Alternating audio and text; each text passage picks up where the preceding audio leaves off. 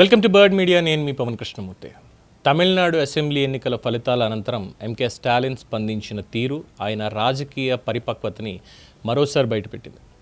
రాజకీయాల్లో గెలుపోటములు సహజం, అది ప్రతి నాయకుడు చెప్తాడు. కానీ ఓడిపోయిన తర్వాత ఎలా మాట్లాడతారు, ఎలా ప్రవర్తిస్తారు అనేది అసలు నాయకత్వాన్ని నిర్ణయిస్తుంది, ముఖ్యంగా రిజల్ట్స్ టైంలో. ఈ విషయంలో స్టాలిన్ చూపిన సమతుల్యత, హుందాతనం ప్రత్యేకంగా కనిపించింది. ప్రజలిచ్చిన తీర్పుని ప్రశ్నించకుండా, తప్పుపట్టకుండా దాన్ని గౌరవించడం మాత్రమే కాకుండా అదే తనకు ఒక పాఠమని అంగీకరించడం ఆయన దృక్పథాన్ని స్పష్టంగా తెలియజేసింది. ప్రజాస్వామ్యంలో ప్రజలే తుది నిర్ణేతలు అనే సూత్రాన్ని ఆయన మాటల్లోనే కాదు, తన చర్యల్లో కూడా ప్రకటించారు. అపజయం ఎదురైన సందర్భంలో చాలామంది నాయకులు భావోద్వేగాలకు లోనై ప్రజలపై లేదా పరిస్థితులపై నెపం మోపడం సాధారణంగా కనిపిస్తుంది. కానీ స్టాలిన్ మాత్రం ఆ మార్గాన్ని ఎంచుకోలేదు. తక్కువ ఓట్ల వ్యత్యాసాన్ని ప్రస్తావిస్తూ మనకి ఇంకా అవకాశం ఉంది అనే సందేశాన్ని తన పార్టీ క్యాడర్కి అందించారు. ఓటమిని పర్మనెంట్గా కాకుండా మళ్ళీ స్టార్ట్ చేసే దిశగా ఆయన ఒక విధానాన్ని చూపించారు. ఈ విధానం ఒక నాయకుడు తన అనుచరుల్లో నమ్మకాన్ని ఎలా నిలబెట్టాలో చూపించే ఒక మంచి ఉదాహరణగా నిలుస్తుంది. నిరాశలోకి నెట్టకుండా క్రమంగా ముందుకు నడిపించడం, అదే నిజమైన నాయకత్వ లక్షణం. అలాగే ఆయన ఇచ్చిన మరో ముఖ్యమైన సందేశం, ప్రజల వద్దకు వెళ్ళి కృతజ్ఞతలు చెప్పండి అనేది. రాజకీయాల్లో తరచూ మర్చిపోతున్న విలువని ఇది గుర్తు చేస్తుంది. గెలిచినప్పుడు మాత్రమే కాదు, ఓడినప్పుడు కూడా ప్రజలతో అనుబంధాన్ని కొనసాగించడం ముఖ్యం అనే భావన ఇందులో ఉంది. అధికారంలో ఉన్నప్పుడు ప్రజలతో దగ్గరగా ఉండడం చాలా సులువు, కానీ అధికారంలో లేని సమయంలో కూడా అదే స్థాయిలో ప్రజలతో మమేకం కావడం చాలామంది నాయకులకి సాధ్యపడదు. ఈ విషయంలో స్టాలిన్ చూపించిన దారి రాజకీయాల్లో ఒక స్థిరమైన సంబంధాన్ని ఎలా నిర్మించాలో సూచిస్తుంది. సిద్ధాంతాలపై ఆయన పెట్టిన దృష్టి కూడా గమనించదగ్గది. కార్యకర్తలే పార్టీ ప్రాణం అని చెప్పడం ద్వారా పార్టీ బలం కేవలం నాయకత్వంలో కాదు, గ్రౌండ్ లెవెల్లో, కింది స్థాయిలో కార్యకర్తల్లో ఉందని గుర్తు చేశారు. ఓటమి సమయంలో కార్యకర్తలు నిరుత్సాహానికి లోనవ్వకుండా వారిలో ధైర్యం నింపడం నాయకుడి బాధ్యత. స్టాలిన్ అదే చేశారు. పార్టీ ఒక వ్యక్తి చుట్టూ తిరిగేది కాదు అని, ఒక వ్యవస్థగా ముందుకు సాగాలని ఆయన సంకేతం ఇచ్చారు. ఇదంతా చూస్తే ఓటమిని హుందాగా స్వీకరించడం మాత్రమే కాదు, దాన్ని ఒక అవకాశంగా మార్చుకోవడం ఎలా అన్నది స్టాలిన్ ఇక్కడ ప్రదర్శించారు. ప్రజల తీర్పును గౌరవించడం ద్వారా ఆయన ప్రజాస్వామ్యంపై తన నమ్మకాన్ని చూపించారు. అదే సమయంలో భవిష్యత్తులో మరింత బలంగా తిరిగి రావాలనే సంకల్పాన్ని కూడా ఆయన వ్యక్తం చేశారు. ఈ రెంటి మధ్య సమతుల్యత సాధించడం అనే సులభం కాదు, కానీ అదే నిజమైన రాజకీయ పరిణితి. మొత్తానికి ఈ సంఘటన ఒక ముఖ్యమైన సందేశాన్ని ఇస్తుంది.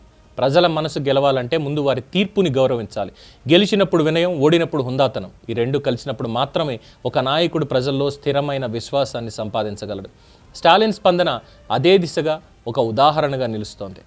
అయితే దీనికి సంబంధించి కొన్ని ఎగ్జాంపుల్స్ మనం ఇక్కడ గుర్తు చేసుకోవాలి. ముఖ్యంగా ఏపీ పాలకులు, ఏపీ మాజీ పాలకులు, తెలంగాణలో కొంతమంది రాజకీయ నాయకులు, వీళ్ళ గురించి ఇక్కడ చెప్పుకుంటే నాయకులు అనేటువంటి వాళ్ళు ఎవరనేది అర్థమవుతుంది.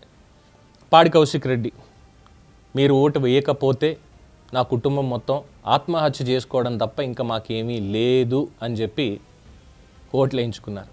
తీరా వచ్చిన తర్వాత ఏం జరుగుతుందో చూస్తూనే ఉన్నాం. ఫైన్, అది అయిపోయింది. అయిన తర్వాత ఆంధ్రప్రదేశ్ దగ్గరికి వచ్చాక ఇప్పటిదాకా 2 ఏళ్ళు అవుతోంది ఆల్మోస్ట్. ఇప్పటిదాకా 11 సీట్లు ఇచ్చి కూర్చోబెట్టారు. లేదు ఇంకా వెనక్కి వెళ్దాం. 2019 ఎన్నికలు, 19 ఎన్నికలకి ముందే ఈవీఎంలో వీవీప్యాట్లు లెక్క పెట్టాలి ఇది అని చెప్పి మొత్తం ఎన్నో పార్టీలు, ప్రతిపక్ష పార్టీలన్నీ కూడా సుప్రీంకోర్టు గడప తొక్కాయి. సుప్రీంకోర్టు కూడా దానికి సంబంధించి ఒక రూలింగ్ ఇచ్చింది. ఎస్, వీవీప్యాట్లు ఇగో ఇందులో ఇన్ని ఇలా లెక్క పెట్టండి అని.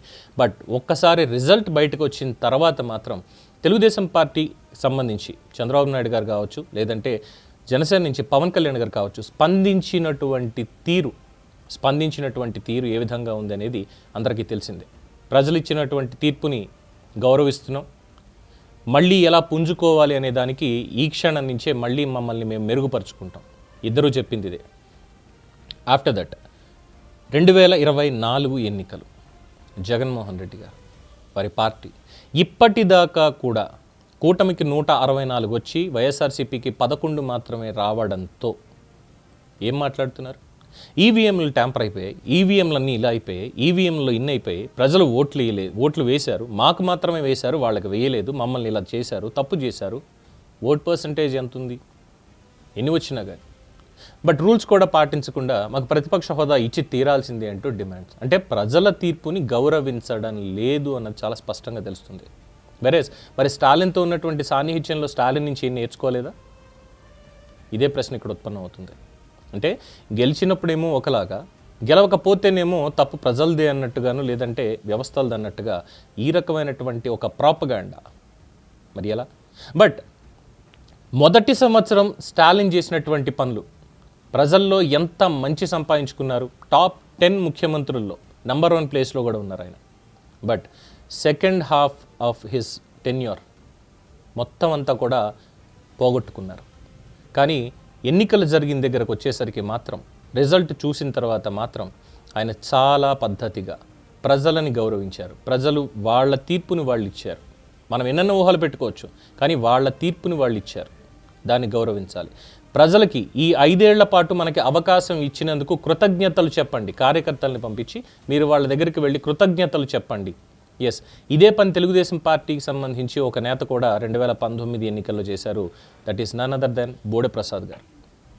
ఎన్నికలైపోయి ఆయన ఓటమి పాలైన తర్వాత ప్రతి ఇంటికి వెళ్ళి 2014 నుంచి 19 దాకా నేను ఇన్ని చేశాను, ఒకవేళ నేనేమన్నా తప్పులు చేసి ఉంటే నన్ను క్షమించండి దయచేసి అని ప్రతి ఒక్క ఇంటికి వెళ్ళి ఆయన చెప్పారు.